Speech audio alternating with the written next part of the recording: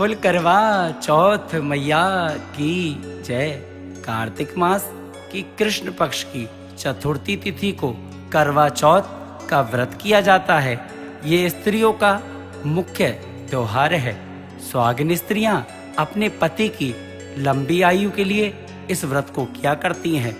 जिस तरीके से सत्यवान सावित्री अपने पति के प्राणों को यमलोक से वापस ले आई थी, उसी तरीके से ये व्रत इतना ही फलदायक है जितना उनके प्राणों को यमलोक से वापस लाना।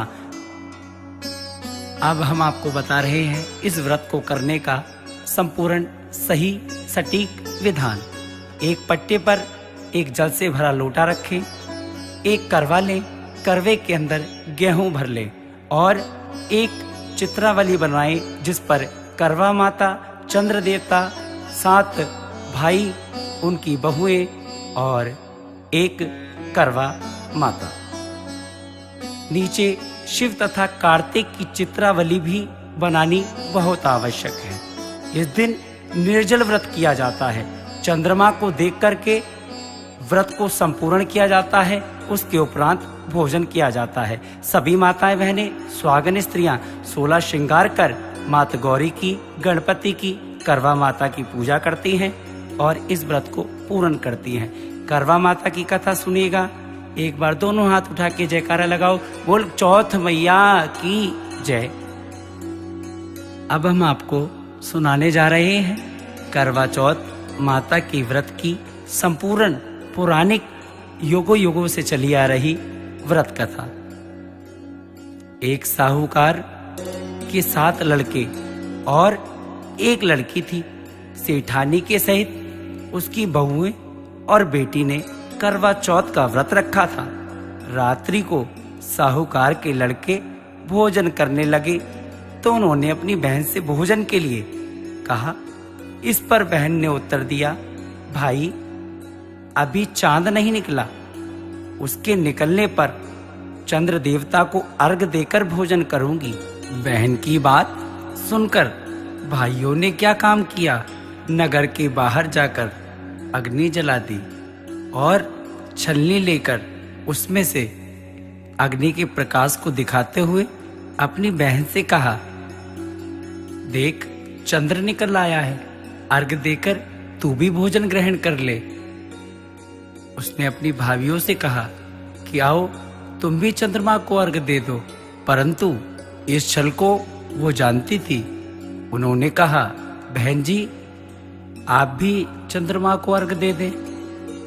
तेरे भाई तेरे से धोखा करते हुए अग्नि का प्रकाश छलनी से दिखा रहे हैं। भाभियों की बात सुनकर भी उसने कुछ ध्यान न दिया और भाइयों द्वारा दिखाए प्रकाश को ही चंद्र समझकर अर्घ देकर भोजन कर लिया। इस प्रकार व्रत भंग हो गया और गणेश जी रुष्ट हो गए। अप्रसन्नता होकर गणपति महाराज ने उसके पति को क्रोधवश सख्त बीमार कर दिया और कुछ घर में बीमारियों का आगमन हो गया। जब उसे अपने किए हुए दोषों का पता लगा तो उसने पश्चाताप किया।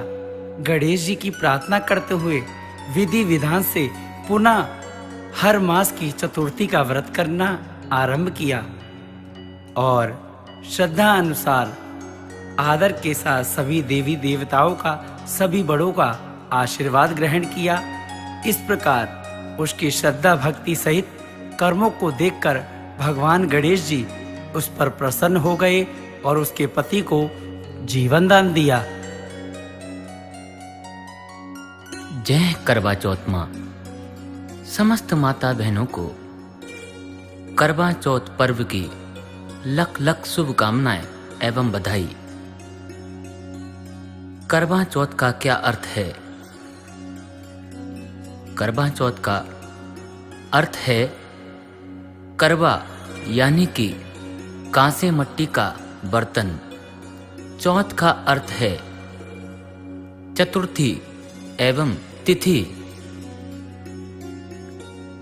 जो कि इस पर्व को भारत में ज्यादा मनाया जाता है। उत्तर भारत में सबसे ज्यादा मनाने वाले पर्व में इस करवा चौथ के व्रत को सबसे उच्च और पवित्र और पावन स्थान मिला है। उत्तर भारत के हर प्रांत में इसे अलग अलग तरीके से मनाया जाता है। पति की दीर्घ आयु और मंगल कामना हेतु सुहागिन स्त्रियां इस दिन व्रत रखती हैं।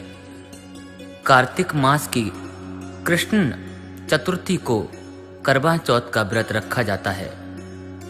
करवा चौथ का व्रत कुंवारी लड़कियां भी रख सकती हैं और अच्छा पति मिलने की कामना कर सकती हैं।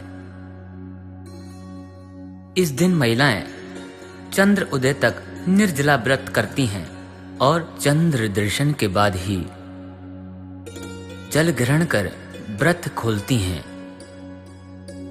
व्रत खोलने के तत्पश्चात महिलाएं दुल्हन की तरह सस्ती संवरती हैं। फिर एक गोल करवा या आटा छन्नी में पति का चेहरा और चंद्र का दर्शन अथवा पूजन करने के बाद ही व्रत खोलती हैं। विवाहित कुछ महिलाएं सूर्य उदय से पूर्व उठकर सारगी खाती हैं। इसे खाने के बाद सुहागिन स्त्रियां दिन भर के लिए भूखी रहती हैं। दिन में चंद्रमा, भगवान शिव, पार्वती और कार्तिक की पूजा की जाती है। दोपहर के वक्त स्त्रियां इस व्रत से संबंधित कथा सुनती हैं। इसके पश्चात रात को चंद्रमा की पूजा की जाती है, जिसमें पत्नियां अपने पति की लंबी आयु की कामना करती हैं। आकाश में चांद देखने पर महिलाएं छलनी से चंद्रमा और पति का चेहरा देखती हैं। इसके पश्चात पति अपनी पत्नी को पानी पिलाकर व्रत की पूर्ण विधि को समाप्त करता है। समस्त माता बहनों को हमारा सादर प्रणाम। अगर इस कथा में हमसे किसी भी प्रकार की कोई त्रुटि या गलती हो गई हो तो हमें क्षमा करें। आप सभी माता बहनों के लिए करवा चौथ का ये पावनमय पर्व शुभ फलदायक एवं मंगलकारी हो। जय माता की।